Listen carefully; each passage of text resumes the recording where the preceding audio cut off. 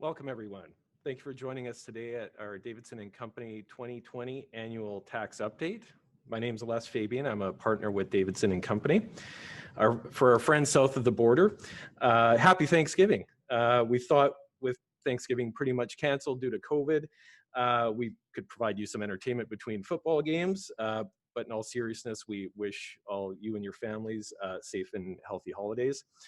And if you're unable to view this today or with us, we will be sending out a link later on with the recording, and you can view it at your leisure at a later date.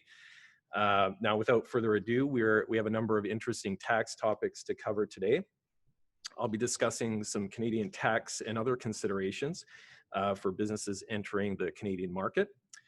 My partner, Jamie Nguyen, will be discussing some of the various Canadian COVID-related tax measures that have come into place. Our U.S. tax partner, Francis Liu, will be covering some of the new and recent tax changes on the U.S. side. Of course, with the recent election in the United States, there's a number of changes that are coming our way. And batting cleanup for us will be Mark Weston, our valuations partner, and he'll be addressing some of the valuation considerations with this tax side. So let's get started with doing business in Canada.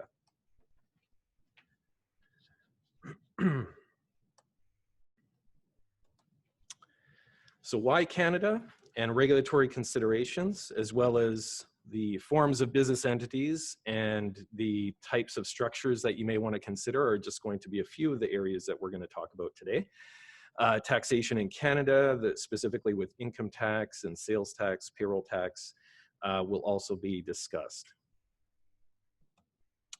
So for those who are new to the Canadian landscape, the Constitution was signed 1867. We have 2 national languages, 10 provinces, and 3 territories. So unlike some countries, the jurisdictions over natural resources, education, social welfare, and healthcare are under the provincial jurisdiction, as well as some direct taxation authorities. Our major financial centers in Canada, of course, Toronto, Vancouver, and Montreal in no particular order. Why Canada? Well, growing diverse population, well-educated, highly skilled workforce, the industries, natural resources, energy, agriculture, technology, R&D, financial services, banking, all strong areas of our business sectors. And of course, a huge land border with the United States, which gives Americans a lot of access to our markets. Regulatory-wise, we're a federation. We have members of parliament that are elected, and the leader of that party is who we call our prime minister, unlike the United States, where you elect your president. Provincially, the leader is our premier.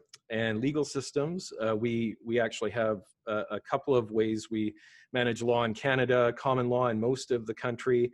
In Quebec, of course, there's the Civil Code, going back to the Napoleonic days. Our Constitution Act was amended with the Charter of Rights and Freedoms in '82. And the Competition Act is where you'll find things like antitrust laws and various competition laws in Canada. Workplace and employment law are legislated provincially, of course. Minimum wage laws, compensation rights, and workers' compensation, workplace safety are all under provincial jurisdiction. And when it comes to accounting and financial reporting, of course, we have IFRS that we follow, and in certain cases, what we call ASPE, which is accounting standards for private enterprises. That's about all I'll talk about on the accounting side today.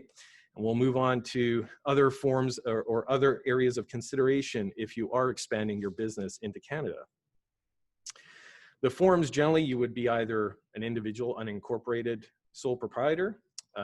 There's corporations, which are both federally and provincially chartered.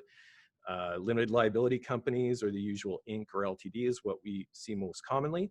For many of our situations with inbound investments from the United States, ULCs are quite popular, and we'll get into details on that a bit later.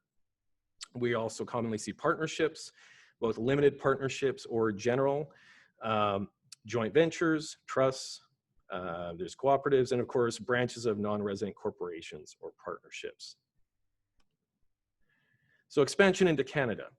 What are some things to consider? So startup and the new expansion.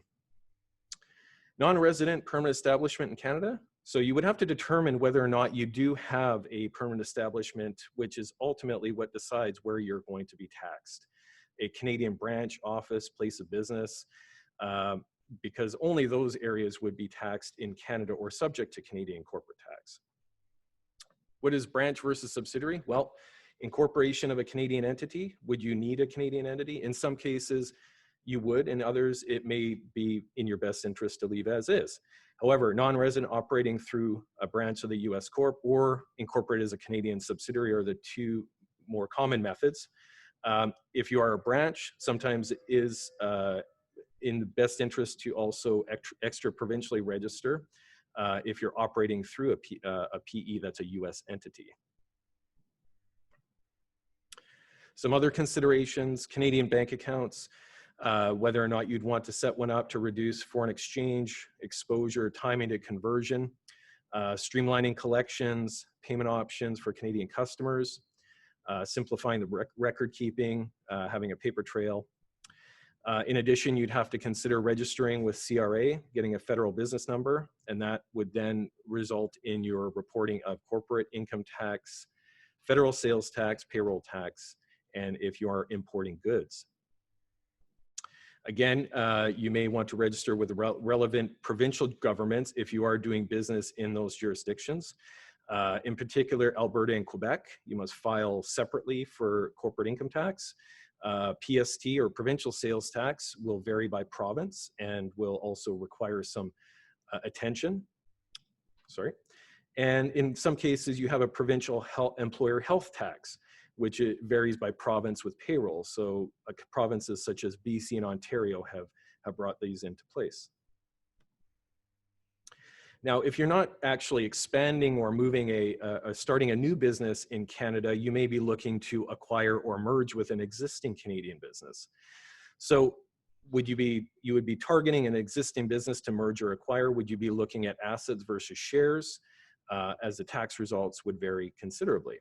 So in most cases, of course, a purchaser will typically favor asset deal for liability issues and potentially getting a tax cost basis bump up. The vendor, of course, will typically favor a share deal for the simplicity and in some cases tax benefits with lower tax rates if shares are sold. Other considerations would include Canadian legal advice on the purchase.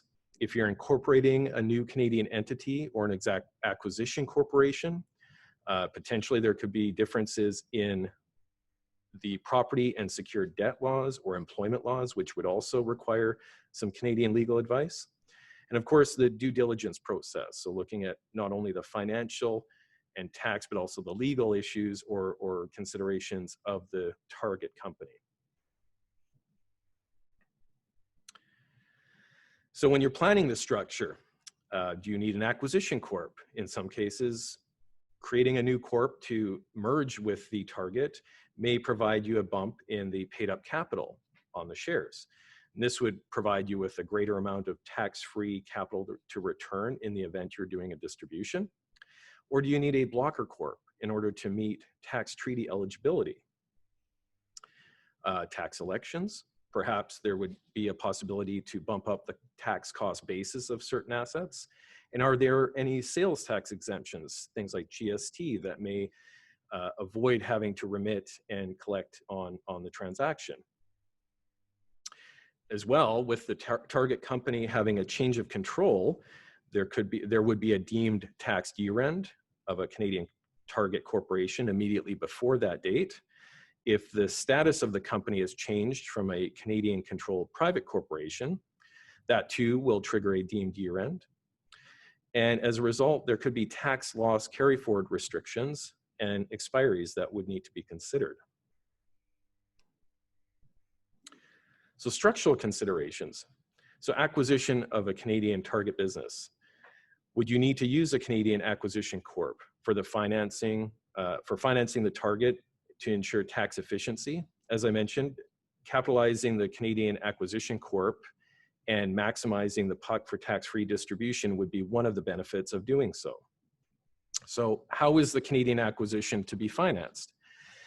Are you going to be using related debt, you would need to consider some thin cap interest deduction rules. The thin cap ratio is limited to 1.5 to 1 debt equity, and any denied interest on the deduction becomes a deemed dividend subject to a non-resident withholding tax. So it's important to consider, if you are going to have such debt to finance, that you consider the thin cap ratio to avoid any unexpected tax liabilities resulting from such a non-resident withholding tax. One thing to consider is also US LLCs recognized as ordinary taxable corporations for Canadian tax purposes, despite being a pass-through entity for US tax. This can be problematic when trying to achieve treaty protection in some cases, so attention should be taken and such issues addressed. Now, what's become popular with the creation of ULC corporations, the unlimited liability corporations, limited to BC, Alberta, and Nova Scotia, have become a popular choice for US inbound investments due to this disregarded entity flow-through nature. On the US side, of course, it is disregarded, so it treats those operations as if it were earned by the US corporation. They are an effective strategy for US C Corps, S Corps, and partnerships, in particular when there's early losses to be passed through to the US companies. But care should be taken when looking at a ULC being held by a LLC parent in the United States. This could potentially create some double taxation due to the limits of the tax treaty relief. And also in cases where there is this potential, you may want to consider a blocker C Corp to hold the ULC shares for the US LLC. This would ensure that the treaty would apply and avoid any unnecessary or unexpected consequences. However, in order to do a distribution, it is a little bit more complicated in that there's a two-step process to ensure that the treaty withholding rate is applied to the dividends and not the general rate, which could vary between 5% to 25%. So taxation in Canada, in particular the tax issues you would need to look at if you are entering Canada, whether by a target or your expansion. Three main Canadian taxes would be income tax, of course, sales tax federally and provincially, as well as payroll. The Canada-US Treaty often provides a relief from these, as mentioned, but will still require some filings to ensure that the exemptions are applied. So if you're using US entity to carry on business, the treaty can provide relief if there is no permanent establishment. This would still require you to file a Canadian return to avoid any penalties. If you did have withholding on certain revenues that were earned through that non-permanent establishment, there may have been Regulation 105 withholdings that were paid that are available to be refunded. So by filing the tax return, you can have these refunded at that time. Now, if the US entity does have a permanent establishment in Canada, it will be subject to Canadian income tax based on the Canadian profits. So the Canadian profits, of course, that are not reinvested would apply as a branch tax rate as well of 5% on the first $500,000 of branch profits. To avoid such situations, it may be helpful if you do have a PE to take the next step and actually form a Canadian subsidiary to avoid any of the withholding taxes that could apply on potential revenues that are paid. So for the income tax rates, corporate income tax rates, you'd be looking at a range of between 23% to 31%, depending on which province that you are actually operating in. The branch tax can apply to US entities operating as a branch in Canada, of course. As mentioned earlier, all the provinces, with the exception of Alberta and Quebec, do synchronize their provincial corporate income tax with the federal income tax. However, Alberta and Quebec require you to file file separately and treat the tax filings as a separate matter. Foreign reporting obligations can also apply and should be noted, and we will get to that in a bit. So deadlines. So for filing a T2 corporate return, the actual filing date is 6 months after year end. There would be no penalty as long as it's filed on time, even if there is a balance owing. However, the actual filing must be made regardless of payment in order to avoid such a penalty. Partnership returns, known as T5013, are 3 or 5 months deadline, which depends on whether there's individual partners included. T1 personal returns will either be April 30th or June 15th. June 15th for self-employed individuals. Trusts have 90 days after year end to file. And corporate taxes are generally due either 2 or 3 months after year end, depending on whether they're a CCPC or not. So unlike the US, no filing extensions are available in Canada, with the exception, of course, this year due to COVID relief. Therefore, it's important that you do get it done by the 6-month window. Regulation 105. So this is something to keep in mind if you are operating as a branch, a non-Canadian entity that is conducting business. If you provide services in Canada as a non-resident, it can be subject to this 15% withholding. So for an example, if you have a US engineer traveling to Vancouver and the services are provided in Canada, then the Canadian customer is obligated to withhold taxes on these engineering fees. The withholding tax obligation can often be missed as the Canadian customer may not be aware that they're dealing with a non-resident. The withholding obligation does reside with the Canadian customer. There's also filings such as T4A NR that are required to report such amounts. If the Regulation 105 does apply, you may want to consider filing a waiver, which can be filed with CRA upfront to avoid the withholding tax, and you would provide this to your customer or client so that they are aware that you are not subject to the withholding. So repatriation of profits. So Canadian withholding tax apply, of course, to dividends that are paid to a non-resident, and in particular with the US parent entity. So the general rate for dividends would be 25%, assuming there is no treaty in place. Under the US-Canada treaty, there's a 5% rate if the owner of the stock the beneficial owner is a US corporation, which owns at least 10% of the voting stock. And in all other cases, it is a 15% withholding rate.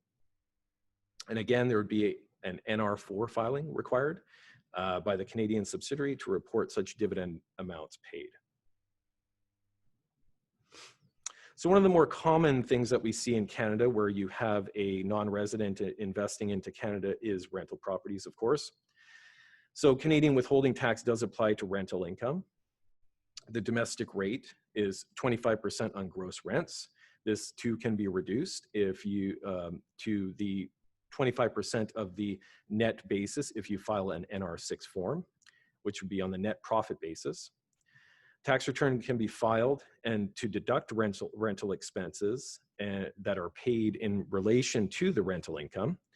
And sometimes this is a more favorable option to individuals.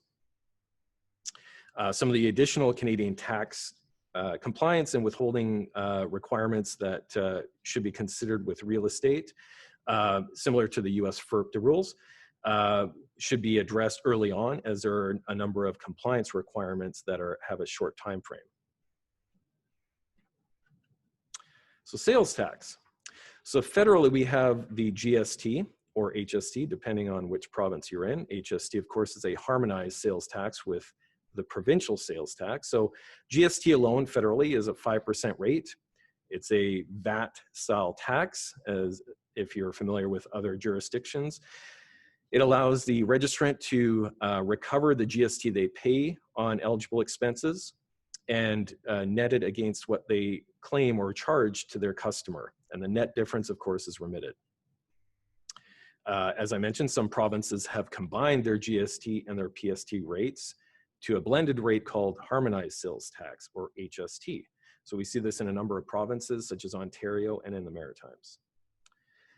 The reporting and payments would be on a monthly, quarterly, or annual basis, depending on the amount of sales in Canada. So unlike income tax, GST is based on a different threshold of whether or not you are required to collect or pay. What we see as carrying on a business in Canada as opposed to a permanent establishment test. So carrying on a business in Canada has a lower threshold and is generally is on a fact-based test, which could be on a number of different factors. And where this ends, or ultimately where you see the points, the number of points and the various factors will determine if there is enough of a presence in Canada to be considered to be carrying on a business. In many cases it is. We certainly err on the side of caution, and it's typically something that needs to be addressed early on, as this usually will apply early in the process. So if uncertain about the GST obligations, it's often recommended to register and collect voluntary basis. If it's a Canadian customer that's also a GST registrant, they would have the ability to recover such GST amounts, so they would not be out of pocket. If the client is shipping goods to Canada, they will often be subject to GST on importation. So at that point, it makes sense to also register so that you can recover this cost instead of absorbing it as part of the product cost. And generally, the obligation to collect and remit GST resides with the vendor. So payroll tax, required when an employment services are physically performed in Canada by an individual. Unlike the United States, the payroll tax is paid to the federal government and not to the provincial or state level governments. There is some treaty relief for Canadian payroll for US individuals working in Canada for short periods. So if you're below the 183-day test or below $10,000 remuneration, you may be able to avoid any withholdings. Even if there is a treaty, if the treaty applies for relief, you are still required to file a Regulation 102 waiver, and this is done for each employee. And now US employers can apply for a company-wide waiver so that it's not on an individual basis. So CRA audits and non-compliance. So US entities doing business in Canada can be subject to CRA audits on non-compliance. So the treaty-based return does disclose some Canadian revenues and other information. Therefore, it needs to all be considered. Typically, this is where we suggest if you are going to expand into Canada, if you set up a Canadian corporation to do the business, this may be able to avoid the US entities being looked at specifically by CRA and eliminate the exposure there. There's also a voluntary disclosure program to allow taxpayers to fix past years or delinquent filings and avoid certain penalties and partial interest. So with that, I will hand it off to my partner, Jamie, who will talk about the COVID-related issues. Thank you.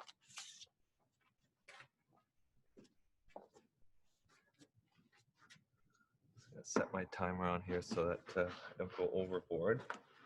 Hope everyone's doing well, keeping safe and healthy. Thanks for joining us today. As Les mentioned, I'll be talking about the COVID-related measures, support measures that have happened over the last year. So I think most of you are already familiar with a lot of these measures. So these are like the financial measures the government has implemented.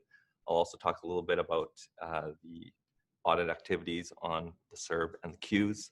And then I'll finish it off with talking about some of the international tax issues, relieving measures, I should say, on the international tax front. So let's get started. The first support measure, and probably the most popular one over the last year, has been the Canada Emergency Response Benefit, or the CERB. For those of you who don't know, it provides financial support to individuals, and basically the benefit equates to $2,000 over a 4-week period. Technically, the CERB has ended already. The CERB ends actually when the individual receives 28 weeks of the benefits, or October 3rd, whichever comes first. Even though the program has ended, the CRA is actually still accepting retroactive applications until December 2nd. So how does the CERB audit activity look? This has obviously been covered a lot in the news. It started in August and September. CRA audits will obviously try to compare employer records with the CERB applications to ensure there's no double counting. That's always been the biggest concern with the CERB application. As you can imagine, the ineligible amounts will be subject to repayment. There'll be interest and penalties and potential criminal liability in fraudulent cases. One big thing that's going to be coming out, and this is also again part of the CRA's way of tracking everything, is there will be a new T4 slip reporting for the 2020 year. There's actually going to be new codes that outline the employment that has been paid to employees during certain periods. Presumably the CRA will take this information and compare it to CERB applications and even the wage subsidy applications by employers to again ensure no double dipping on that front. The second support measure I would say that's gotten most fanfare is the Canada Emergency Wage Subsidy, is what we call it, CEWS for short. So instead of individuals, the CEWS is for employers. And basically, if you're an employer that has had a drop in revenues, you'll get a subsidy. And the intention obviously is to encourage employers to keep individuals employed and then subsidize those employers so that individuals have money to survive. There have been various changes to the program since its inception on March 15th. At the beginning, there was a 30% revenue drop requirement in order to access a 75% subsidy of the employee's wages. As most of you already know, there was a lot of pushback from businesses that the 30% drop was excessive, and the government then tweaked the program in the summertime. And now the CEWS is available in situations where there's any type of revenue drop. It does cap out at 65%, so it's a little bit less than the earlier periods, but now it should be more accessible to businesses. There is also a dollar cap for each employee, and currently it's $734. We get this question a lot from our clients about how the wage subsidy is calculated. CRA actually has a very useful online calculator and Excel spreadsheet that you can download. We've used it numerous times for clients to calculate subsidies and help with the application process, and it's accurate. So I'd encourage you to go to the CRA website and look that up if you need it. The other big news for the CEWS is last month, Finance indicated that their intention is to keep the subsidy program running until June 2021.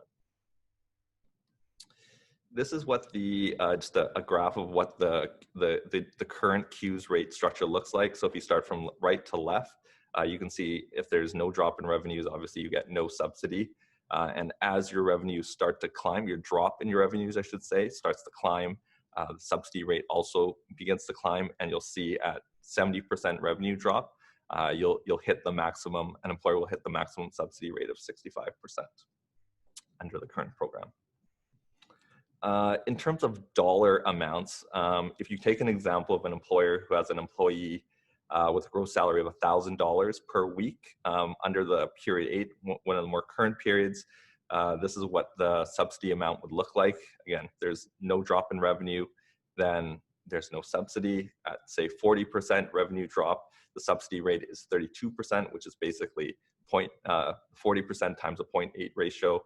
And you get $320 as a subsidy amount. And as another example, at 80% revenue drop, you get a base rate of 40%, you get the top-up rate of 25%, giving the maximum 65% and a subsidy amount of $650. So presumably in that case, the subsidy would cover $650 of the employee's salary, and the employer theoretically would pay the other $350. In terms of statistics of how the wage subsidy program has looked to date, as of November 1st, this is pulled from the Canada Revenue Agency website. There's been almost 1.5 million applications for the CEWS. You can see the lion's share of it is for claims under $100,000 for the subsidy amount. and total value paid to date is almost $47 billion. Another big thing I know a lot of clients have concern about is the audit activity of the CEWS. So similar to the CERB, the CEWS enforcement actions started in August and September. We've seen a copy of the CRA letter. It's a 9-page letter. It's similar to any other type of CRA audit from the income tax or GST or payroll side. It's going to ask an extensive amount of information from the taxpayer. It includes the minute book. The CRA wants to see that the CEWS has been approved by the directors. They want to see a copy of the organizational chart. They want to see the intercompany transactions in those minute books. They want to see the employer's accounting records. They also want to see an explanation of the revenue recognition policy as well as calculations, because that will obviously impact the ability to access the subsidy. They want to see detailed payroll records, employee names,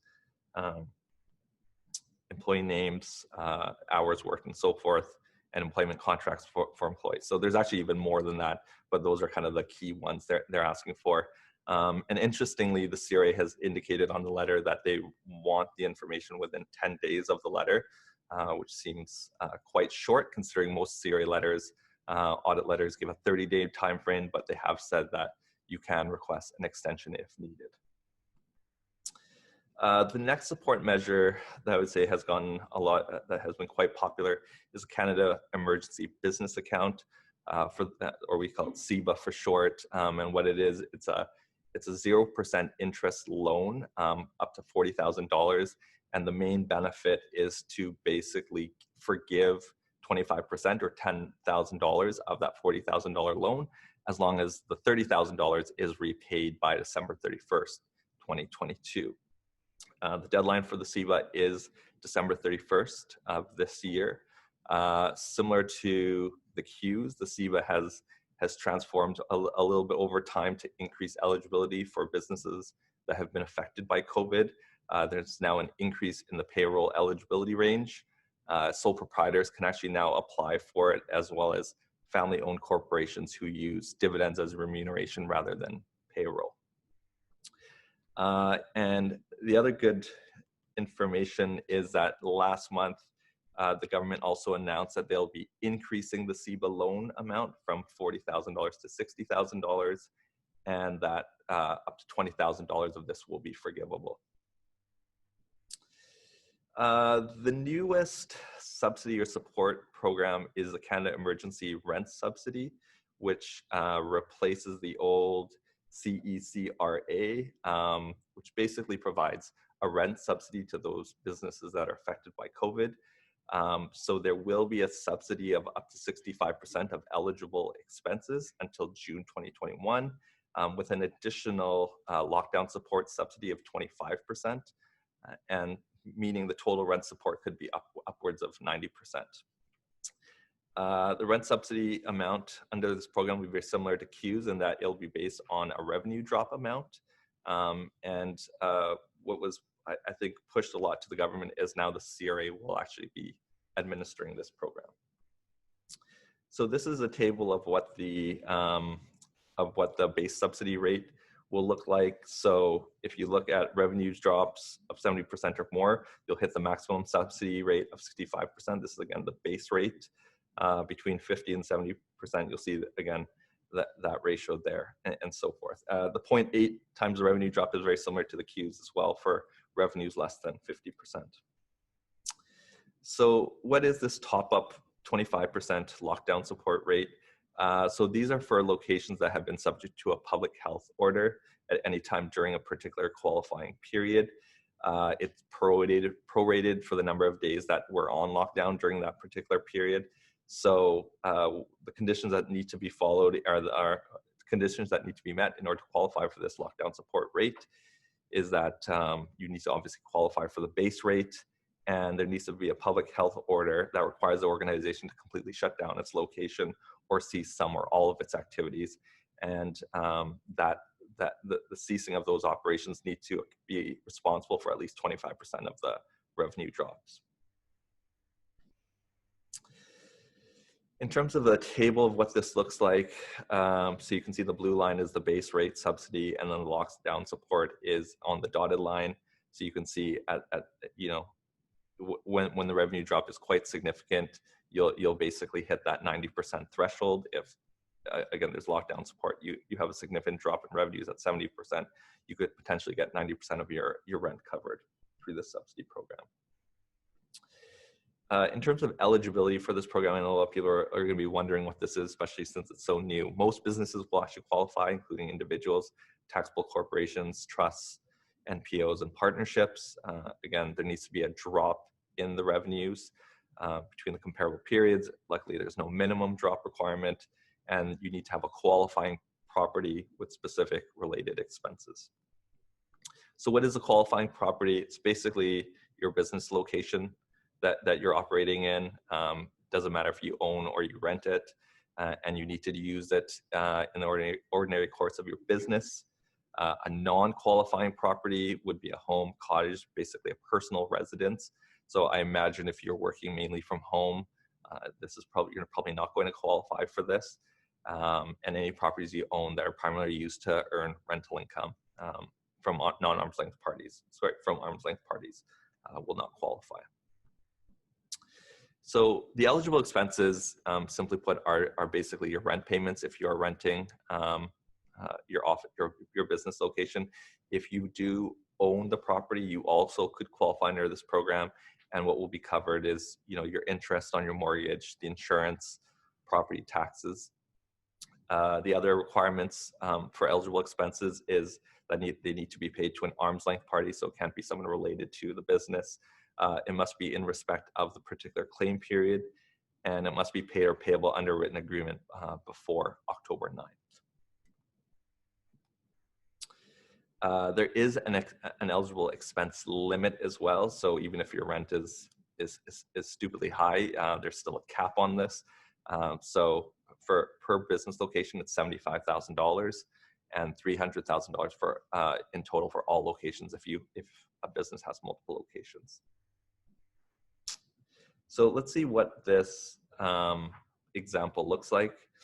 Let's assume a business has eligible rent expense of $10,000, and let's assume they had a revenue drop of 20% in the particular period. So the rent subsidy rate is calculated by 20% of the revenue drop times the 0.8 rate. So it gives you a base subsidy rate of 16%. You take the 16%, multiply it by the $10,000, and you get your $1,600. So that is, again, your base subsidy amount. If the location qualifies for a lockdown support, so if you think of situations like a restaurant or a fitness club that's been forced to shut down, in this particular example, there would be an additional lockdown support subsidy of $2,500. So 10,000 times the 25% subsidy top-up rate. Oops, sorry. So some important dates to be aware of. The CERS, even though it just kind of recently came out, the first claim period 1, which is from September 27th to October 24th, is now open. You can actually just go to the CRA website and you'll see all the information there in order to apply. There's obviously period 2 and period 3 that will be coming up before the end of the year. The CERB application, the CERS application also needs to be filed within 180 days after the end of the particular claim period. One other support measure I think that's important, especially for our clients, is the extension for when it comes to flow-through qualifying expenditures. So under the general rule, there's an extension to incur qualifying expenditures by 12 months. So this is for agreements entered into on or before March 1st, 2018 and before 2021. So now the corporations will have 36 months as opposed to 24 months to incur or renounce those expenditures. Under the look-back rules, there's also another extension to incur qualifying expenditures by 12 months. So this is for agreements that were entered into in either 2019 or 2020. And again, corporation will have until December 31st, 2021 instead of 2020 for a flow-through share agreement entered into in 2019 and renounced by the end of 2019. And lastly, there will be relief with respect to the 12.6 tax for flow-through agreements entered into in 2019 or 2020. So next, so that kind of takes care of kind of like the financial, benefits and subsidies. The other topic we wanted to bring up were some international tax issues or relief that are being provided by CRA. So this is really a lot for somebody tying into Les's presentation is for non-residents that they're doing work in Canada. And these relieving policies will apply from March 16th up to September 30th, 2020. So these are the areas that the CRA has provided relief in: income tax residency, carrying on business in Canada, cross-border employment income, waiver requests, and the non-resident certification program, as well as dispositions of taxable Canadian property by non-residents. So what are the issues on the income tax residency side? So for individuals, if you think of a situation where you have a non-resident of Canada individual that is present in Canada, if they basically breach 183 days, which is more than half of the year, they can be deemed to be a Canadian resident, which for a lot of people is not good. Due to the COVID situation, a lot of individuals have found themselves stuck in Canada and unable to travel back to their home country.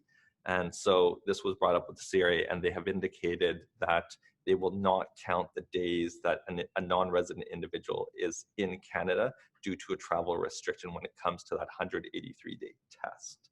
So very, very good news for a lot of our non-resident clients. Similarly, for corporations, corporations residency is based on the location of central management and control. So you think of like a board of directors meeting location.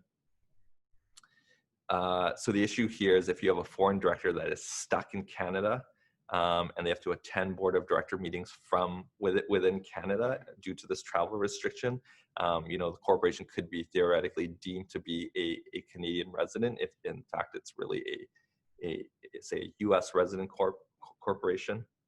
So again, the CRA has said they will not count those particular days that the director is in Canada due to travel restrictions.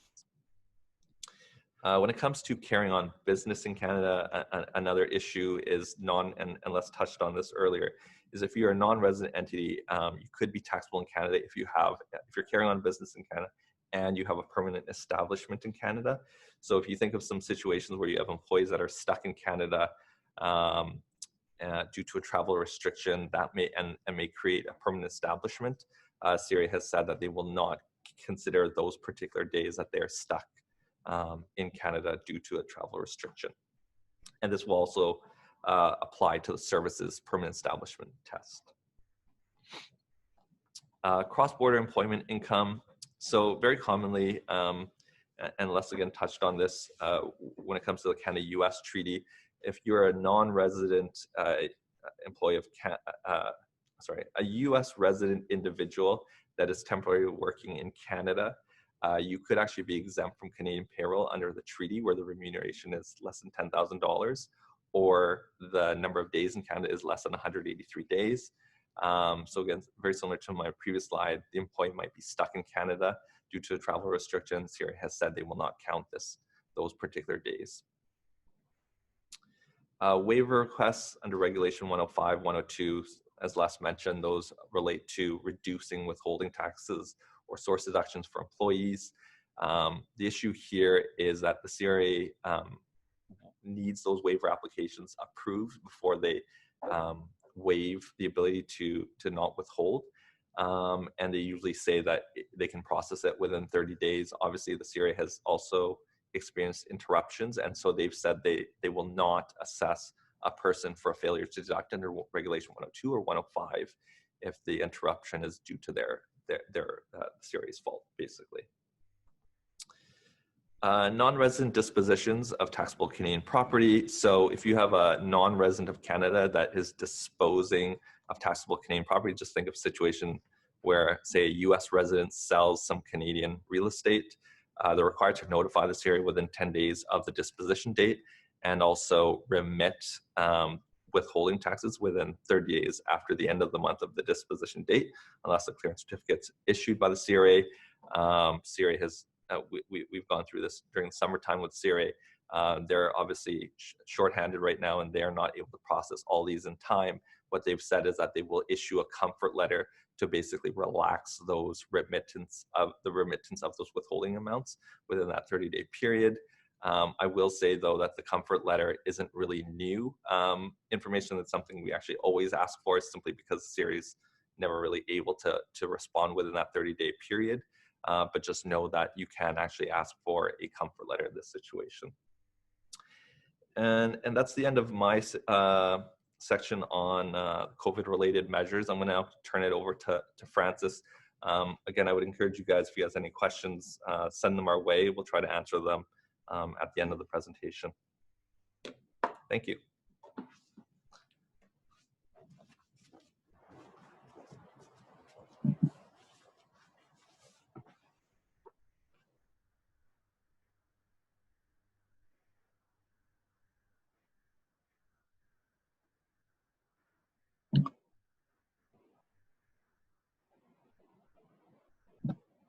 Hi, thanks, Jamie.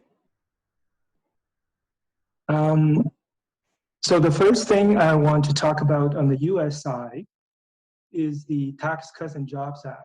And I want to talk about it because it is the biggest tax reform in the US in about 30 years, and it will tie into a lot of things that we'll talk about later. Now, the centerpiece of the TCJA is a huge reduction in corporate tax from 35% to 21%. So that's a 40% drop, and that made the US system very competitive in the world of tax. And they also introduced a new territorial system where the earnings offshore are basically not taxed in the US through a participation exemption, which basically give a 100% dividend reduced deduction. But as with anything in life, there's a give and take. So with the TCJA, they also introduced this one-time Section 965 transition tax that basically would tax all the earnings of post-1986 in a foreign sub in the hands of the US shareholder. And there were two tax rates. There was a 15.5% rate for cash assets, and then there's an 8% rate for non-cash assets. And the only good side about this tax is that the IRS give the taxpayers 8 years to pay. So with this tax, there's an 8-year period where the payment can be made. And right now, the IRS is looking at the 965 calculation. They're sending out letters, asking taxpayers to, verify that the calculation is correct, and so forth. So they are definitely looking at this side of things. And also within the TCJA, they introduced this GILTI concept, Global Intangible Low Taxed Income. And the name is misleading because this tax is not just on intangible assets. This tax basically is on all the earnings of a controlled foreign sub that is not subpart F. So basically, all the earnings that is earned offshore that's not bad income or subpart F. And the whole idea behind it is that the IRS thinks that the US shareholder should pay tax if the foreign corporation does not pay enough foreign tax. So the concept is kind of novel in that this is a minimum tax that's levied on the US shareholder for the earnings that's earned offshore by a non-US company, okay? And when you go through the calculations, because there is a 50% deduction and then there is an 80% deemed foreign tax credit. So when you go through the calculations, at the end of the day, unless the foreign sub pays at least 13.125% in the foreign country, then the US shareholder would actually be subject to this tax. So basically, as long as the foreign sub pays at least 13.125%, then generally the US shareholder will not be subject to this new tax called GILTI. Next, we're going to talk about the CARES Act. That stands for the Coronavirus Aid, Relief, and Economic Security Act. It was passed in March of 2020. And I think the US government is very clever in coming up with these names, because I guess CARE sounds better than CERB somehow. The centerpiece of the CARES Act is that it provided a non-taxable cash rebate to all the US persons who file tax returns. And the amount is $1,200 per person and $500 per child. And like I said, that applies to all US citizens, including the citizens who live in Canada. And within the CARES Act, there is also a retention credit that basically companies could get up to $5,000 per staff in terms of that credit. And they also deferred the payroll tax payments for up to 2 years. And also within the CARES Act, they introduced this new concept, or they brought back, if you will, the concept of net operating loss carryback. On the next slide, please. So what happened is that in the Trump tax reform, in the TCJA, they removed the loss carryback rules. Basically, losses that were incurred by a corporation can no longer be carried back. They can only be carried forward. And what the CARES Act did is that it put that loss carryback rule back in, such that you are allowed to have a 5-year carryback on 18, 19, and the 2020 losses, okay? So because of the 5-year window, for example, your 2018 loss can be carried back to 2013. And when you think about it, back in 2013, before the Trump tax reform, corporate rate was 35%. Now the corporate rate is 21%. So there's a 14% spread.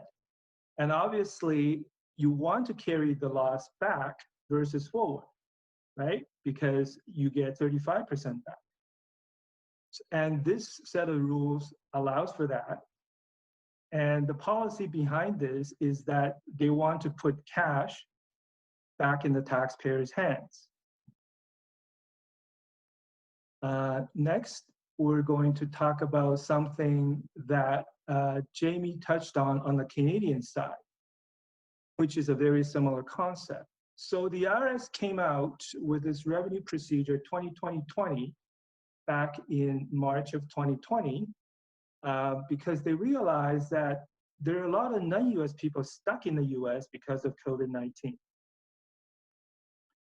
And under the normal rules, those people will be required or potentially be required to file a US tax return because they will be deemed to be a US person, right?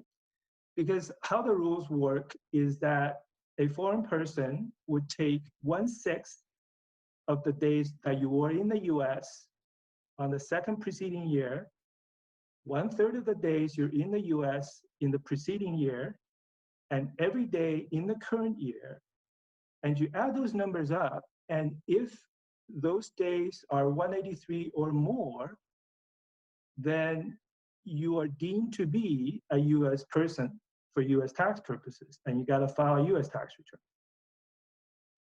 So the IRS realized that because a lot of people are stuck because of COVID, they provided that relief.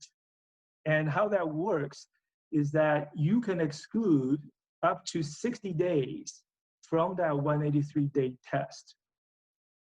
And you have to pick a day between Feb 1st and April the 1st to start the clock.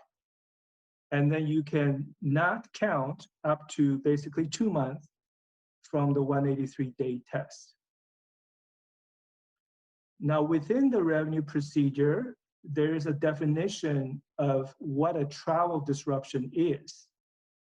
And it includes the standard stuff like, because if borders are closed, that's a travel disruption. If flights gets canceled, that's also a valid reason. But they also include cases where if you feel that it's unsafe to travel. So technically, there doesn't have to be a border, sort of closure. There doesn't have to be flight cancellation. As long as the taxpayer feels that it's not safe to travel, potentially you could qualify for this relief. Keep in mind that on top of this, the standard closer connection and treaty relief are still available, meaning that if you still go over the 183 days, despite this revenue procedure, there are still other mechanisms where you can get yourself out as being a US taxpayer. Okay, so next, we're just gonna touch on foreign-owned LLCs because we still see this a lot, and it has created problems.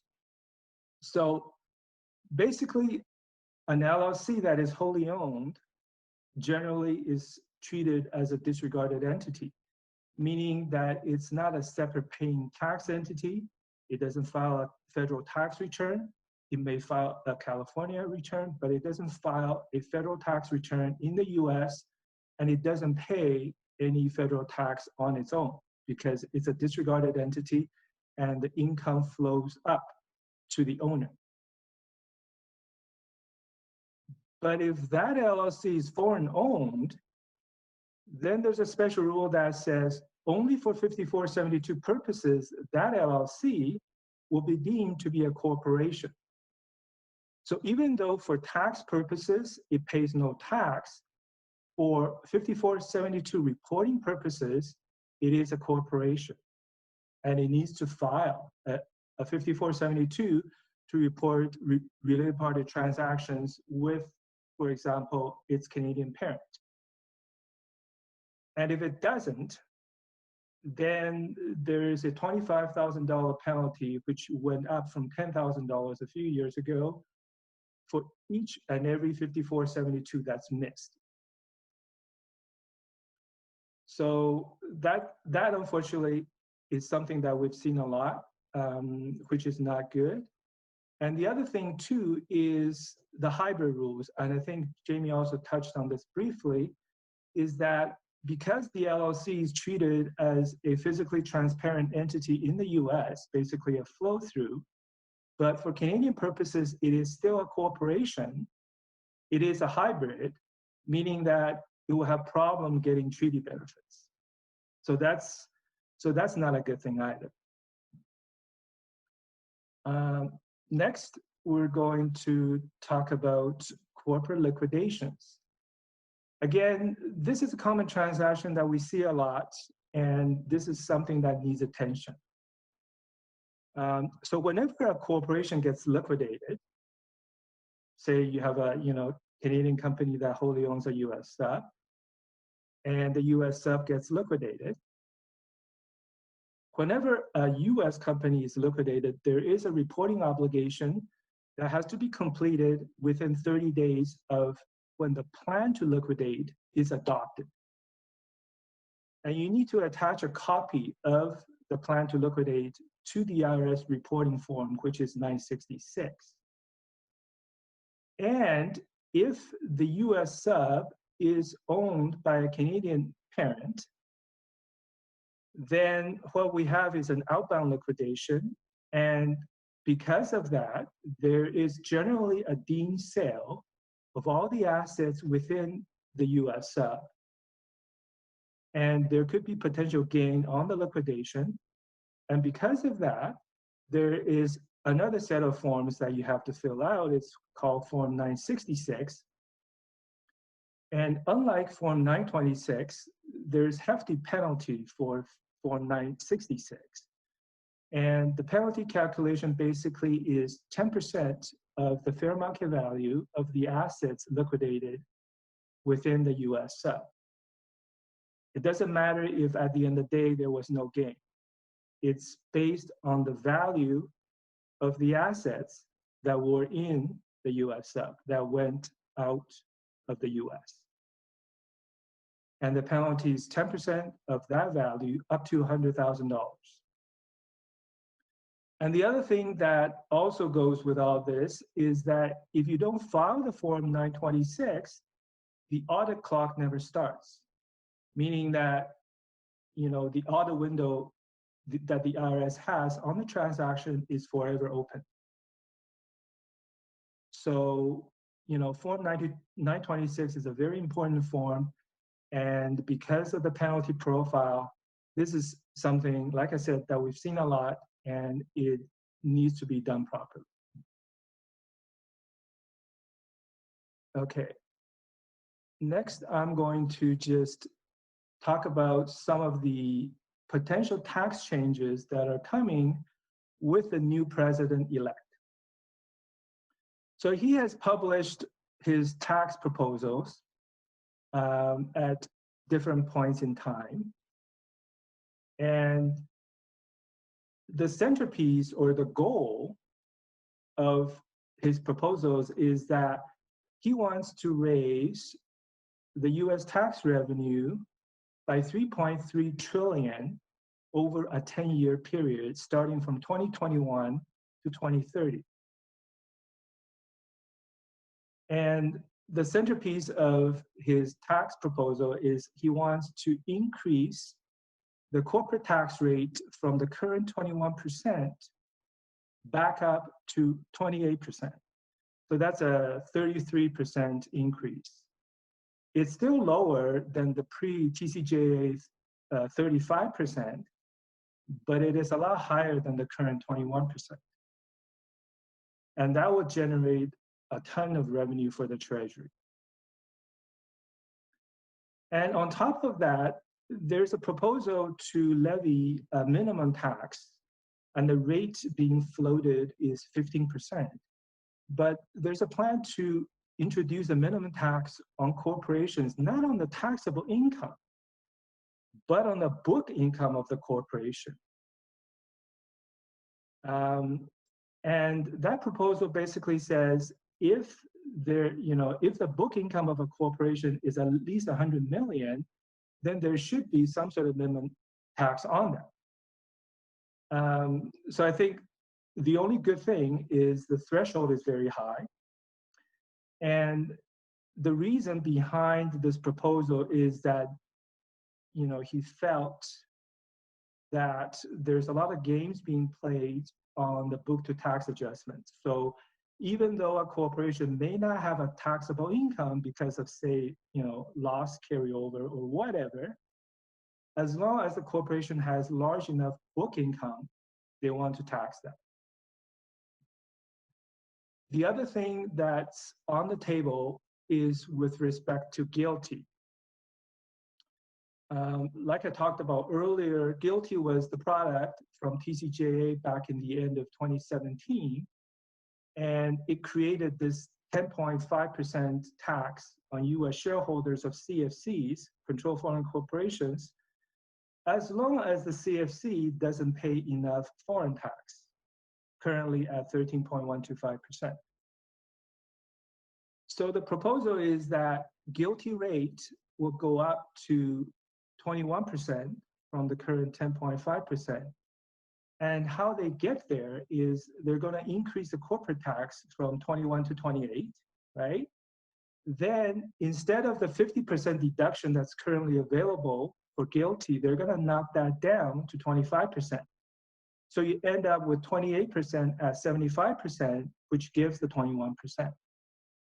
And what that means is that instead of being able to avoid GILTI when the controlled foreign corporation pays a tax rate of 13.125, now, in order for the US shareholder to not pay GILTI, that foreign sub would have to pay a corporate rate of at least 26.25%, being double of the 13.125 that's currently the GILTI break-even tax rate. So that, I think, will also generate a lot of revenue for the Treasury. Next is, can we move on to the next slide, please? Yeah, perfect.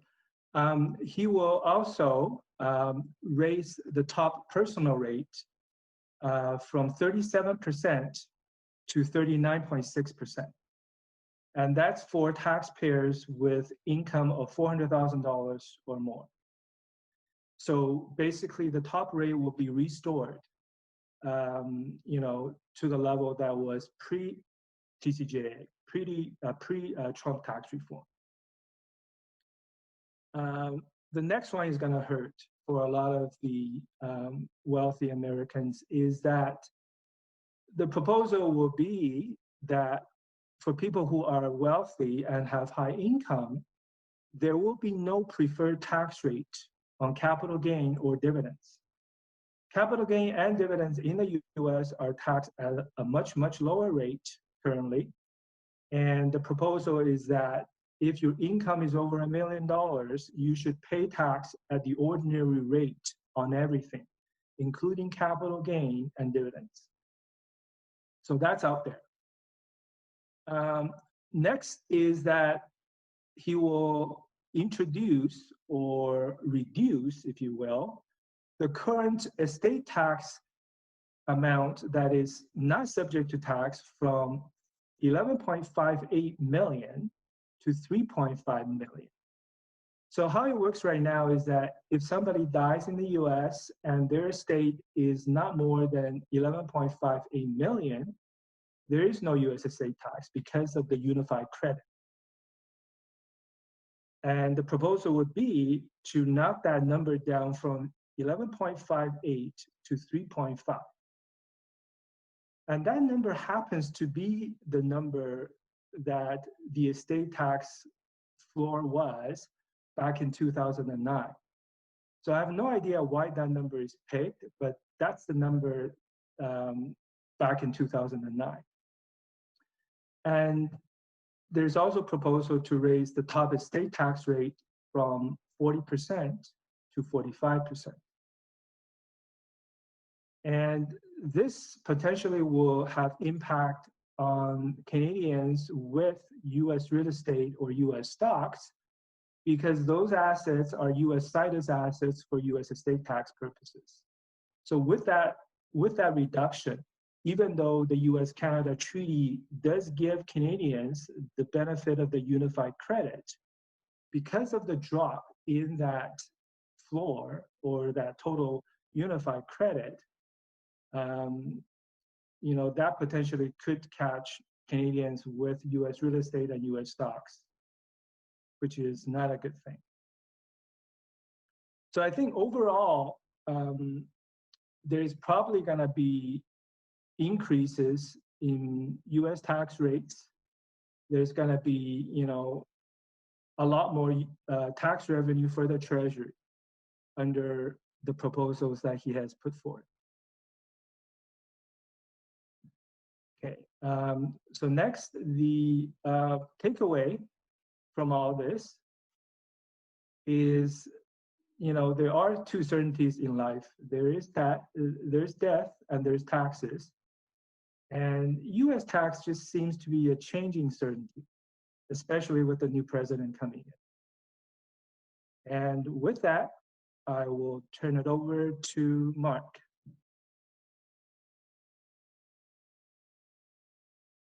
All right. Big thanks to Francis there. Broadcasting live. Oh, wait a minute. You want me over this way? Here you go. That one. Okay, that's the one.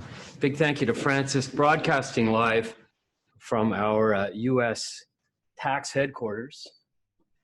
Pretty amazing technology. So believe it or not, things are actually happening live right now. In fact, I was just handed this live. These are hot questions submitted by some of you folks out there in television land, okay? So I'm actually going to add on and answer some of these questions first. This is good stuff, okay? This is hot off the presses. Question number 1, what is EBITDA? Can I go over to this camera soon? You're going to let me know when I can go over this. This thing's in my way, right? Okay. So anyways, what is EBITDA? Question number 2, what is the impacts on valuation of COVID? Question number 3, why do I need to hire you? Well, that's not fair. So, well, you know, we'll talk about those 3 things in addition to all my other stuff. First, let me just skip over here. Let me show you a headline. Now, this is from some great reading, the Business Valuation Update. Here's the headline, Pandemic Triggers Chances for Valuers in Exit Planning. Pandemic triggers chances for valuers in exit planning. What a headline. Many thanks to my pointy-headed friends in the US there who put this up. Here's what I say to that, okay? Forget it. Do not think about selling your business now. This is a bad time, okay? So once again, here's the US version, here's my version. No pointy-headed guys, please. So we're gonna talk about some good stuff. Instead of getting rid of your business, instead of liquidating, instead of panicking, why don't we talk about how to preserve some value? And we're going to talk about EBITDA, the impact of valuation on valuation of COVID, and why you need me. Let's talk about EBITDA first. So you let me know when I can move over here, right? I got this thing in my way. Are we good now? Yeah, look at that. Hey, that's technology. Good stuff. All right, EBITDA. If you want to be cool, if you want to impress your M&A friends, okay, you're sitting there around the bar, you've got your mask on, you want to impress them, they're talking about EBITDA. The new word is EBITDA, not EBITDA, EBITDA. Earnings before interest, taxes, depreciation, amortization, and coronavirus. You want to be hip? It's EBITDA. Okay, remember that. Now, it's kind of funny, but it's actually very important. And I'm going to tie it in towards the last part of the presentation here, because value is perspective. If you take what's happening right now and base your value on it right now, you're making the assumption that all this stuff, these masks, this lockdown, this is going to continue into the future, which means that the value of your company is going to be diminished. By the way, we've gone through 70 slides. Sonia, sitting over there behind the monitor, wanted me to give you a bunch of slides. Guess what? I'm not going to hammer through a bunch of slides. You're just going to watch me talk. Having said that, let's have a bit of a review first. So we're talking about value. We're talking about value in the context of tax. We're talking about value in the context of coronavirus. When we think about value, what do we actually consider? Do we consider the value that I tell you, fair market value, or do we consider price? Once again, fair market value is simply a benchmark. What I care about, if I was a business owner, and what you should care about specifically, is price. Price is what you can get for them. What can you get if you were to sell your business? Not what you paid for your business, but what can you get if you were to sell your business? What I think about is price, once again. The only thing I'm concerned about is what I can get somebody to pay me for my business. So how do we preserve price? First of all, if we think about the concept of fair market value, and by the way, this is somewhat referred to in Information Circular 89-3. By the way, I've been asked to do these things for about the past 20 years. What's new in valuation relating to tax? Well, the last big publication happened in 1989. So there's not a hell of a lot that's new with respect to valuation stuff, but there's a lot of nuance, and that's what we're going to cover here. So once again, this concept of fair market value, the highest price, some of the key things here: highest price, cash, willing and able buyer and seller, arm's length, open and unrestricted market, no compulsion to buy or sell, and a reasonable knowledge of the facts. So in the context of coronavirus, let's look at this. No compulsion to buy or sell. In other words, if you were to try to capture value right now, when you have to sell the business because things aren't going well, that value is going to be diminished. That does not even represent fair market value. More importantly, that's not the price that you want to get. You don't want to get at a price. You don't want to be selling when you're under compulsion. You want to sell when you've maximized all those value drivers. And that's what we're going to talk about. once again, as I've said a couple other times in our presentations, the only way we can really tell what a price is when we expose it to the market. So you can come to me and you can say, Mark, give me an indication of what the fair market value is. I'll tell you, well, I think the fair market value is anywhere from 2.5 million to 3 million. If you happen to find somebody that believes that you have actually mitigated the risk, particularly the risk related to coronavirus, particularly well, that value is going to be higher. The higher the value, the higher the price. What you care about is the price. That's the amount that you're going to receive when you sell your business. So let's talk a little bit about this in detail. We're talking about price, same thing, we're talking about value. What drives it? Now, we're going to step back and do a bit of a review here, and we're going to end up at our last point being the most important point of all in these crazy times. And we're going to tie right into this concept of EBITDA. What is EBITDA? Okay, so what drives value? Well, easiest thing is to look at the balance sheet. You've got $1 million in net assets. Certainly, that's got to be indicative of the value of the business. If, in fact, you could actually sell the business for $1 million, you have to liquidate things. So maybe you're not going to get $1 million. But it is one measuring point. What about value from the perspective of the income that the company is expected to generate into the future? Okay, that's good then. But what about drivers? Now, what drives value?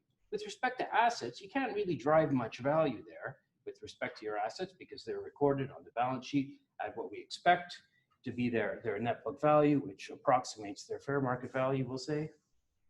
What about from an income approach? So what drives value?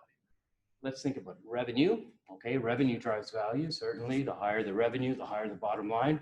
What about costs? Costs drive value. The lower the costs, the higher the bottom line. Okay, so we've got revenue, we've got costs. What other things? Well, the working capital that the company needs, expenditures for capital expenditures and other things. Okay, those drives value. What other things drive value? The employee workforce. Coronavirus times. Here's a big risk. I'm just thinking about this stuff right off the top of my head right now. So once again, I apologize. I don't have a slide for it. Doesn't matter. Just sit back and enjoy the ride. Think about this. What's a big risk right now? One of the biggest risks, coronavirus, is keeping your workforce. How do you keep them employed? Let's think about the tech world. All these offices, all these little people with pointy heads on, really smart people, all they do is they generate code, okay? They generate intellectual property, intangible assets, right?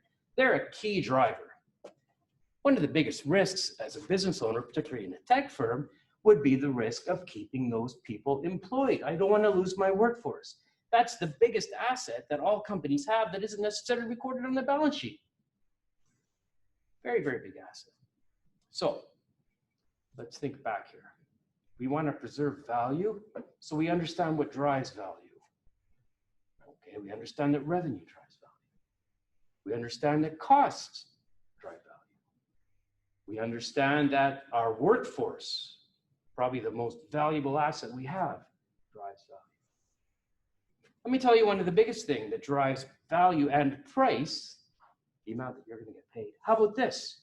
People's perception of how you are managing risk. Think about it. People's perception of how you, as a business owner, are managing risk is going to drive value. I'm the prospective purchaser. I'm going to buy Sonia's business. Okay, Sonia right there is looking very sheepish. You can't see her. She's very sheepish. She's like this. Really? Me, Mark? All I see is her eyes, right? She's got her mask on. So I look at her right now, and I tell you something. I'm not getting a big, warm, fuzzy feeling that you are mitigating the coronavirus risk in your business very well.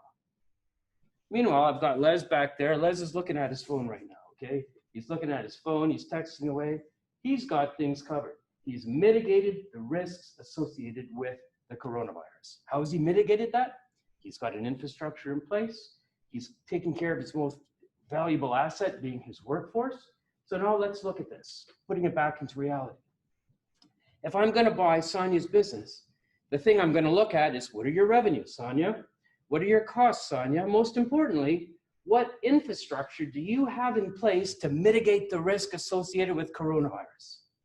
Because if I buy the business, I want to buy that infrastructure. I want to buy a business that's going to continue to generate cash flow into the future. EBITDA, question number 1. One of you guys sent this in. Who was it? Put your hand up. Okay. Oh, it was you. So think about it. EBITDA, that's what I care about. What is the impact of coronavirus and how have you mitigated it? Very, very important. So now if we were to actually value a business, and let's take a snapshot, we're going to value it right now. Click. And we say, what happened with revenues this year? Well, revenues tanked a little bit. Our costs tanked a little bit. Overall profitability was down a little bit. What if we actually project that into the future? We're going to get an answer that is actually a depressed value. Why? Because we're considering EBITDA, not EBITDA. Think about it again. Because value is perspective, it's the sum of future cash flows. We have to exclude the consideration of coronavirus unless we really think that every year for the future is going to be like this. So once again, we've excluded the impact of coronavirus, and then we're arriving at a number that we're going to project into the future, and that's going to give us a better indication of price. Tie that price into this key concept here of mitigation. You want to really maximize the price, then also maximize and articulate the plan that you as business owners have in place to deal with coronavirus, the plan that you as business owners have in place to safeguard your most valuable assets, the workforce, and at that point, you're going to be maximizing value. We've talked about that. We've hit all these slides here. Mitigating risk preserves value. So at this point, I like to talk a little bit about some of the valuation basics. And let me tell you how I'm going to end this actually. We started off talking about some of these topics. The takeaway from this is going to be, I'm actually going to answer this. Why do you need me? Well, I'll tell you, you don't really need me actually. You don't. And we'll talk about that. But what you do need is you need some of these takeaways that I'm going to give you. Anyways, some basics here. Valuation principles. Valuation is at a point in time. It's not what the company did in the past. It's not what the company does today either, really. It's prospective in nature, so it's at a point in time based on future expectations of value. Tying back into EBITDA, very important. If we actually expect that the negative impacts of coronavirus are going to linger on for the future, then use EBITDA. If we don't, then we use EBITDA. So once again, you want to impress your M&A buddies? EBITDA. EBITDA is the latest word. Now, actually, you can actually go into Amazon right now and buy a mug that says EBITDA if you want to be really nerdy. I don't have it, but it is a true story. So once again, valuation, a value is at a point in time. It's prospective in nature. Here's another very important thing. Personal goodwill is not transferable. And what does that mean? And why do I always keep on saying it? Because it is one of the most important things. Let's pick on Sonia again. She's sitting there. Okay, you have your business. I'm pretty confident that your revenues are going to continue on. Okay, she's giving me the thumbs up. She's there. You got it. Okay, that's good. So revenues are good. What about costs? Costs, they're good too? They're good too. Okay, that's good. Things are good here. What about the COVID plan, Sonia? COVID, you should actually be sitting up here, you know? No, really? Oh, okay. So what about your COVID plan? Have you mitigated those risks? You got to mitigate. Okay, well, you know what? I'm feeling comfortable. Now let's think about this. I'm the prospective purchaser. I feel comfortable. My perception of risk associated with Sonia's business is lower. Because that risk is lower, it means that the value that I'm going to pay, the price I'm going to pay you, is higher. Because you, Sonia, have mitigated risk. But what about this point here? Personal goodwill is not transferable. Let me ask you a bit about your business, Sonia. I can't see your lips moving, by the way. It's very weird, right? So you can use hand signals, right? All right, so if you got a business, are you really key to that business? Oh, you are? She's saying, yes, she is. She's really key. Oh, no. Okay, the old value meter has gone down. Why? Because guess what? If I buy the business, what's going to happen? People are going to say, where's Sonia? And I'm going to say, well, I don't know. She's gone. She's retired. At that point, they're going to say, well, I don't know if I'm going to give you my business anymore. Why? Because the personal goodwill that Sonia has isn't transferable. So if Sonia wants to actually maximize value, on top of all the other good things she's done with respect to revenue, costs, she's mitigated the COVID risks, what she needs to do is take Sonia out of the equation. What you need to do as business owners is to take yourselves out of the equation. If anybody thinks about your name when they think about the business, that is a detriment to value. Sorry for the bad news, but that's the point. If anybody thinks of your name when they think of the business, I'm not going to pay as much. When I think of the business, I want to think of the business's name. Why? Because as soon as you're out of the picture, or as soon as management is out of the picture, I want to be assured that in fact revenues are going to continue to move on into the future. Very, very important. Personal goodwill is not transferable. So what Sonia should do, what you should do, what management's team should do, regardless if it's a one-person shop, a three-person shop, a strong management team. Let's say it's a startup type company and you've got 3 strong individuals, okay? Well, once again, when you think of the company, is it the company or is it the individuals? And as soon as the individuals walk out the door, what's going to happen? I perceive that there's a risk there because I, the purchaser, perceive a risk. There's going to be a lower value. So what you need to do is transfer that personal goodwill into corporate goodwill. What you need to do, Sonia, is take yourself out of the equation. And you need to take that mask off when you're dealing with customers. How do you, much better, thank you. All right, moving along here. So you can see one of the big things that's going to actually impact value, particularly in these crazy times, is the perception of how management is dealing with risk, the perception of risk. When you're valuing a company, we don't care about EBITDA. We want to strip out any of the impacts of COVID, and we want to give us an earnings before interest, taxes, depreciation, amortization, and coronavirus, those same earnings that are going to be continuing on into the future. So, you can see in the red here, it's not how much you're going to grow, but how you will preserve market share, retain employees, and rebound when panic subsides. That's the key thing. So back to the headline of my pointy-headed colleagues south of the border. It's not about getting out of the business. It's about preserving value.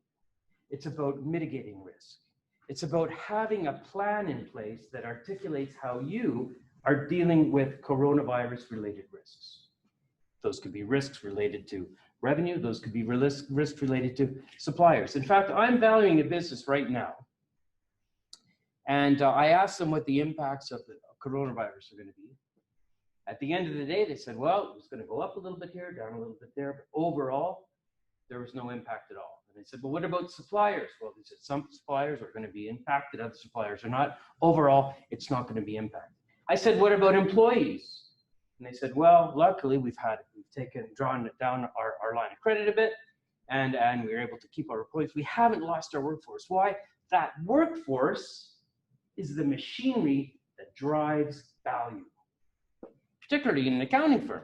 And more so, unless you're manufacturing bricks in a factory somewhere, in today's age of information and intellectual property, the workforce is the most important asset. So once again, articulate, have a plan that tells people how you are mitigating risk, how you are going to impact the impacts or affect the impacts of coronavirus. Very important. A couple other things here you can see on the slide. Capital expenditures, planned use of technology. I think that's a key thing as well. Now, what I was impressed with this last client that I dealt with is not only did they say, well, from the revenue side of things, We've got a little uptick here, we've got a little downtick here. Overall, it's not going to have much of an impact. Costs, they said, you know what, there's an uptick here, there's an uptick, downtick there. Our supply chain is fine. Employees, they had that down. But what they also said is we are deferring capital expenditures right now. And we are deferring the acquisition of new technology right now for a year or two. So once again, the fact that they're doing this, people are going to say, so what? Big deal, everybody's done this. No, I tell you what, I'm the guy who had to determine what a value is, and somebody's going to be agreeing with this. In fact, this one goes to court. Here's the important thing. What management was able to do when I said, so, do you have a plan? Not only did they have a plan, they could articulate. Okay, they had a plan and they had point form. 1, 2, 3, 4, 5, conclusion. This is why it doesn't impact us. And by the way, we've had a couple rocky years here, a year and a half that's rocky, but what we care about is EBITDA. We don't want to consider the coronavirus impact. Therefore, we're looking into the future. Very important. Have a script that makes sense in the context of market competitors and resonates. That's a key thing.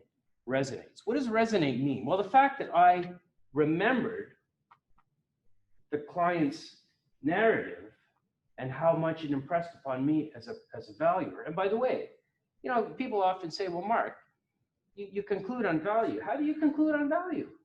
How do you get that warm and comfy feeling? Once again, it has to be something that resonates. It has to be management telling me, this is our plan, this is what's in place, this is how we mitigate risks, these are the future cash flows, this is why they're going to continue on. You know what? It's plausible, it's worthy of belief, it's reasonable, there's some assurance related to it, and more importantly, it resonates. Okay, as soon as it resonates, that reduces my risk. Reduction in risk increases value. So once again, we're harping on these same type of topics here, but guys and ladies, people, folk, everybody out there in television land, have a script, mitigate risk. So a little takeaway here, preserving value. We've already talked about that. Have a script, be able to communicate that script, particularly to prospective purchasers. Okay, let's look at, have we considered this? EBITDA, earnings before interest, taxes, depreciation, amortization, and coronavirus, very important. The impacts on valuation. How does COVID impact valuation? What do you think? Let's take a little. How many people think it's going to impact valuation? Hands up. Okay, people who don't? No. How many people put their hands up? Come on, did you put your hands up? You know I can't see. Just see, I bet somebody did. Here's the answer. In truth, it shouldn't really impact valuation. Why? Because value is prospective. Coronavirus is going to pass. A year from now, it's going to be a different reality, but businesses will adapt. Value is prospective. Coronavirus really shouldn't have an impact. Why do you need me? I can't believe somebody actually said that. Why do you need me? Well, here's the thing. You don't really need me. Let me tell you what CRA's opinion is. IC 89.3 doesn't say thou shalt use a charter business value paper. It doesn't. What 89.3 says, it gives some general concepts regarding value. There's a couple things though that you can't do. You can't simply use one valuation approach. So you have to consider multiple valuation methods. But there's not a lot of guidance in there. So here's the guidance. You don't really need me, provided you just do this. Okay, so now I've only given you 4 points, so that's why you need me. You got to hire me because I'll fill it in. I'll give you another 20 points. Or you can just take your pens out and write. So here's what you should do if, for tax purposes, you're trying to arrive at a value. Your memo should state this. I'm going to value the shares of ABC company. You guys notice I'm actually going this way as well? That's for television, it flips, right? Isn't that a cool trick? Right? It took me a while to, even a graph, right? Figure a graph that goes this way. That looks totally backward to me. But to you, the television line looks right. That's pretty slick. Come on. Anyways, point 1. We're valuing the company, the shares of the company at this date. You got your pens up? For this purpose, a tax reorg. Point 2. The valuation reference point is fair market value. Point 3. Here's what the business does. No more than 3 sentences. It does this, that, and this. Point 4. Here's the information we considered in arriving at our value. Historical financial statements, some budgets, some forecasts, consideration of competitors, etc. Point 5. We considered 3 different valuation approaches: the asset approach, the income approach, and a market approach. Point 6.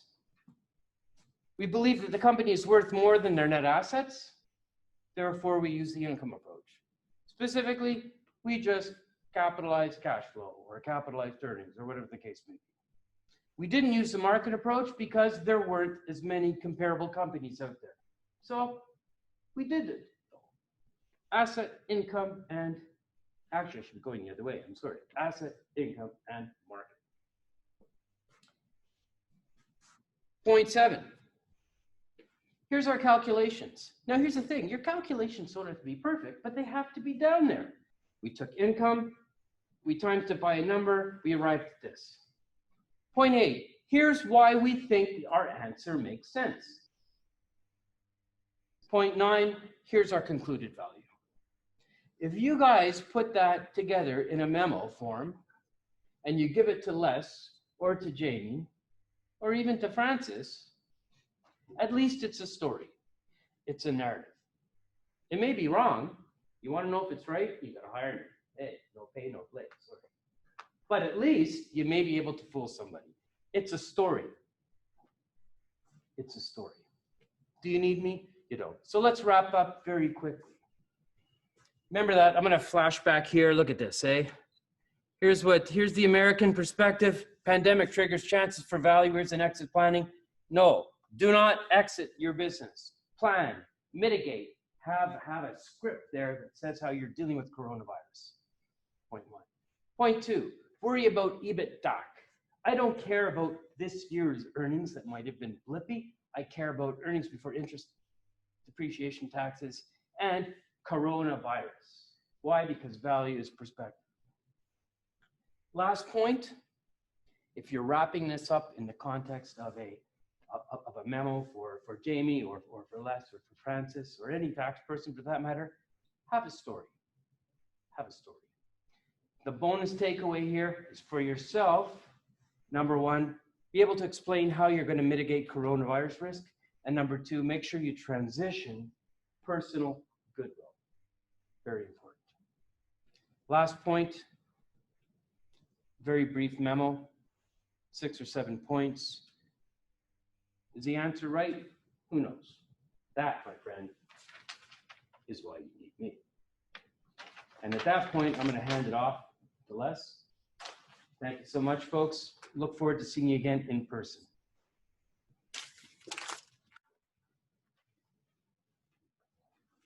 Great. Thanks, Mark, for your always entertaining rendition of valuations. I'm sure everyone appreciated, and probably everyone that was eating turkey hopefully woke up. And we have a few questions. Let me just move us forward. So we have a few questions here. I'll let Jamie tackle a couple of ones regarding the CERB program and some of the COVID relief. And then we'll come back to me on some discussion with the ULC LLC dynamic. So I'll hand it off. Thanks, Les. Mark, thanks for that riveting presentation. Unfortunately for Mark, he likes to move around like he's a game show host. So he's kind of stuck in this little 3-foot bubble. So he's very unhappy. You can see he's pouting there in the corner. So he's looking forward to next year when he can present physically in front of all of you guys. There were a few questions that people had regarding my topics, and thanks for being interested. One of the questions was, are donations for charities included in the calculation of revenues for the CEWS claim? So that's the employer wage subsidy program, and the answer is yes. And if you're a non-for-profit, membership fees would also be included. So it's basically what you would know, how you would normally calculate revenues on your financial statements. Number 2, have we seen any CEBA loan audits yet. So again, that's that $40,000 loan for businesses that are affected by COVID. I actually have not seen it. It's still a pretty new program. Again, the program's intention is to help businesses pay for non-deferrable expenses like rent, payroll, insurance, utilities, things like that. So, and it's not, and CRA has been very explicit about this, it's not designed to be used to pay dividends to shareholders or to increase management's compensation. So I would imagine when the CRA audits do come, that will probably be looked at is the tracing of those funds. So make sure if you guys do have that CEBA loan that you guys have a clear path, I would say, of how those funds are being used. Number three, third question is, which was a good question, and I didn't really touch on it, are the subsidies taxed? Yep, pretty much like any free money that the government gives you, it is taxable. The CERB is taxable to individuals. The CEWS is taxable to the employers in the period that it's received. And this one has come up fairly recently as well, the CEBA loan. Like I said during the presentation, there's $10,000 of that is forgivable if it's repaid by December 31st, 2022. A lot of people were thinking that it may be taxable in the 2022 year. The CRA has actually announced that their belief is that this falls under 12(1)(x) of the Income Tax Act and therefore is taxable in the year received, which would be the 2020 year. And a last question I got, which isn't really related to the presentation, but I'm happy to answer it. I'm not on the clock. What to do if large capital gains are incurred for the, I'm kind of paraphrasing it, what to do if large capital gains are incurred for the 2020 year, and how do I reduce taxes? It's kind of one of those things. It is what it is. You know, you could try selling some stocks at a loss and use those capital losses to offset your capital gains. One interesting concept that I don't think a lot of people know about is an election under subsection 50 sub 1 of the Income Tax Act. And so what that allows is, even though you're still holding the stock, but let's say that those shares are from a bankrupt company or the company is insolvent, and so you still technically own those shares. Normally there's no, you haven't disposed of it, so you can't trigger the loss, but by filing this election, you're deemed to actually dispose of it for proceeds at nil. So you basically trigger a loss equal to your tax basis. And you could then use those losses against your capital gains. So you might want to look through your portfolio, see if there's any stocks that you have with companies that are bankrupt or insolvent, especially during this particular year, and then consider filing that election, which needs to be filed along with your 2020 personal tax return. And in certain situations, for example, if it's with a Canadian-controlled private corporation, you may be able to convert that loss to what we call an able claim, which then allows you to use that loss against all sources of income, you know, like employment income or business income. So just something to consider. And with that, I'll pass it over to Les. I think he had some questions as well.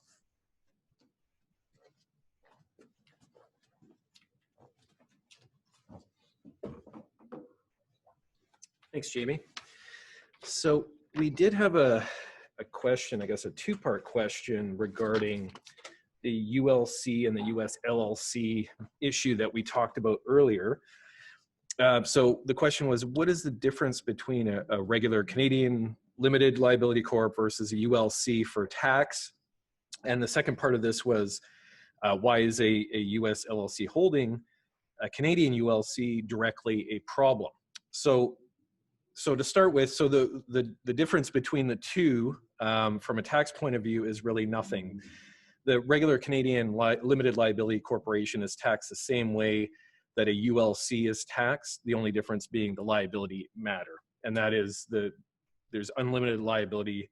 There's no liability protection with a ULC, so that could potentially be problematic from a legal standpoint, disregarding any tax issues. So the, I guess, bigger part, the second part of that question, why is a US LLC holding a Canadian ULC directly a problem? And ultimately, it comes down to the wording of the tax treaty and how it's been interpreted because of hybrid entity rules. So to start with the ULC, a Canadian ULC is a hybrid whereby it's taxed as a regular corporation in Canada, but on the US side, it's a disregarded entity. So it essentially treats it as if the profit and loss of the ULC, it passes up like it went through a partnership up to the Canadian or the US parent. Now, the US side, at times where you have a loss, that might be beneficial, but when it comes to the distribution of profits later on as dividends, that's where you run into the problem. So it's taxed as a regular corporate in Canada. It's disregarded in the US. So the US would not recognize the ULC as a taxpayer in Canada, which is one of the primary needs as to meet the conditions of the treaty. The corporation in the other jurisdiction needs to be paying tax in that jurisdiction to be recognized under the treaty. In the case of the LLC, this is also the same case where Canada treats it as a regular corporation, as Francis had mentioned earlier on, but the US treats it as a flow-through, a pass-through entity where the owners of the LLC are the ones that actually recognize the profit or loss that's been generated within.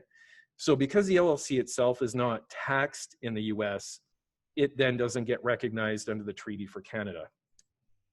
So because of this mismatch, ultimately when you pay a dividend up from the ULC to the US Corp or LLC, it does not have the benefit of the reduced withholding tax rate on the dividends. So you're left with 25% withholding tax versus typically you would have 5%. So which would be a big difference in tax rates. So hopefully that answered the question. I think that's all we have at this point. So what we'll do is we'll pass through to the wrap up of our seminar.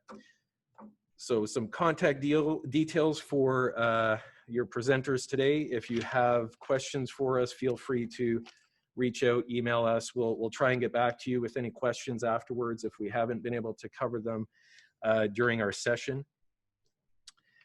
And just a few closing items. As I mentioned, you can also email events@davidson-co.com with your questions or comments. For those of you who are wanting a PD certificate, as in past years, if once you complete the survey, you'll have a certificate emailed to you along with the slides. Both this webinar as well as the IFRS one that we did recently will all be posted online, so you can go back and watch it again if you so desire. And just a note, save the date, January 13th, we will be holding our annual regulatory and TSX update. So hopefully you'll be able to join us for that. And I think one last matter, we also have a draw for some Starbucks gift cards. So let me just grab I think all the names are in here. All right, so mix it all up. And I guess we're drawing 3. All right, so first name, Tyler Friesen. All right, congratulations, Tyler. We got a couple more in there. All right, here we have Miriam Weinert. Congratulations, Miriam. And we'll pull one more out. All right. Sorry, I think this got cut off. Can't read the name. I'm going to throw it back in there. Sorry about that. All right. One more. Okay, Sam Yick. Congratulations, Sam. So they're each $100 gift cards. Congratulations. And I think that draws us to a conclusion. Thanks again, everyone, for joining us. We really appreciate having you. And again, if you have any questions, we'd be happy to answer. Feel free to email us, and have a great day. Bye for now.